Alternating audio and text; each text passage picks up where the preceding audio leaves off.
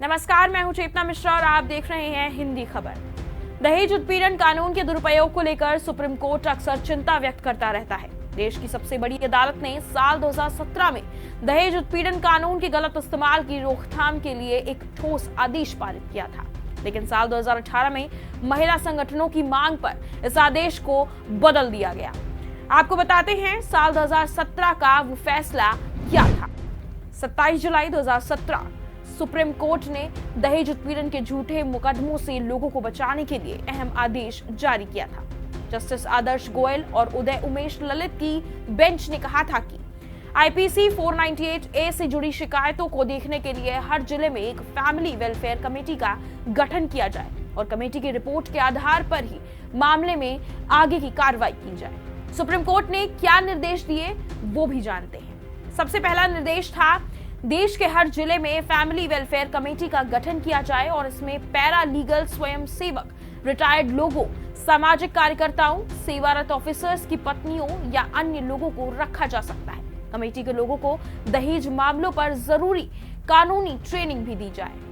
वहीं दूसरा आदेश था कि 498A की शिकायतों को पहले कमेटी के पास भेजा जाए। कमेटी मामले से जुड़े पक्षों से बात करने के बाद सच्चाई समझने की कोशिश करे और अधिकतम 1 महीने में रिपोर्ट दे, लेकिन अगर जरूरी हो तो जल्द से जल्द संक्षिप्त रिपोर्ट दे।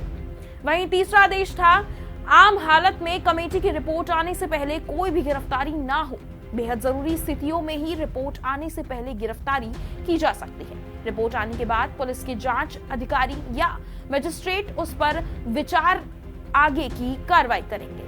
वहीं 14 आदेश था साथ ही अगर पीड़िता की चोट गंभीर हो या उसकी मौत हो गई हो तो पुलिस गिरफ्तारी या किसी भी तरह की उचित कार्रवाई करने के लिए आजाद होगी। साथ ही 2017 के इस फैसले में कोर्ट ने पुलिस और अदालतों की भूमिका पर भी कई अहम निर्देश दिए थे। कोर्ट ने कहा था कि हर राज्य 498A के मामलों की जांच के लिए जांच अधिकारी तय करे। ऐसे अधिकारियों को उचित ट्रेनिंग भी दी जाए। ऐसे मामलों में जिन लोगों के खिलाफ शिकायत आई है तो पुलिस उनकी गिरफ्तारी से पहले उनकी भूमिका की अलग अलग समीक्षा करे। सिर्फ एक शिकायत के आधार पर सबको गिरफ्तार ना किया जाए। जिस शहर में मुकदमा चल रहा है उससे बाहर रहने वाले लोगों को हर तारीख पर पेशी से छूट दी जाए। साथ ही मुकदमे के दौरान परिवार के हर सदस्य की पेशी अनिवार्य न रखी जाए। अगर डिस्ट्रिक्ट जज सही समझे तो एक ही वैवाहिक विवाद से जुड़े सभी मामलों को एक साथ जोड़ सकते हैं। इससे पूरे मामले को एक साथ देखने और हल करने में काफी मदद मिलेगी। भारत से बाहर रह रहे लोगों का पासपोर्ट जब्त करने या उनके खिलाफ रेड कॉर्नर नोटिस जारी करने जैसी कार्रवाई एक रूटीन काम की तरह नहीं की जा सकती, तो ऐसा बेहद जरूरी हालात में ही किया जाए। वैवाहिक विवाद में अगर दोनों पक्षों में समझौता हो जाता है तो जिला जज आपराधिक मामले को बंद करने पर विचार भी कर सकते हैं। लेकिन 2017 के फैसले के खिलाफ महिला संगठनों ने सुप्रीम कोर्ट का दरवाजा खटखटाया।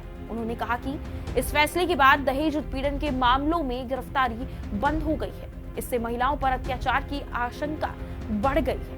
14 सितंबर 2018 को सुप्रीम कोर्ट के तत्कालीन चीफ जस्टिस दीपक मिश्रा की अध्यक्षता वाली 3 जजों की बेंच ने इन याचिकाओं पर फैसला दिया और इस फैसले में कहा गया फैमिली वेलफेयर कमेटी के गठन का कोई प्रावधान कानून में नहीं है। इसलिए दहेज उत्पीड़न की शिकायतों को समीक्षा के लिए फैमिली वेलफेयर कमेटी के पास नहीं भेजा जा सकता। ये जांच अधिकारी पर निर्भर करता है कि गिरफ्तारी जरूरी है या नहीं।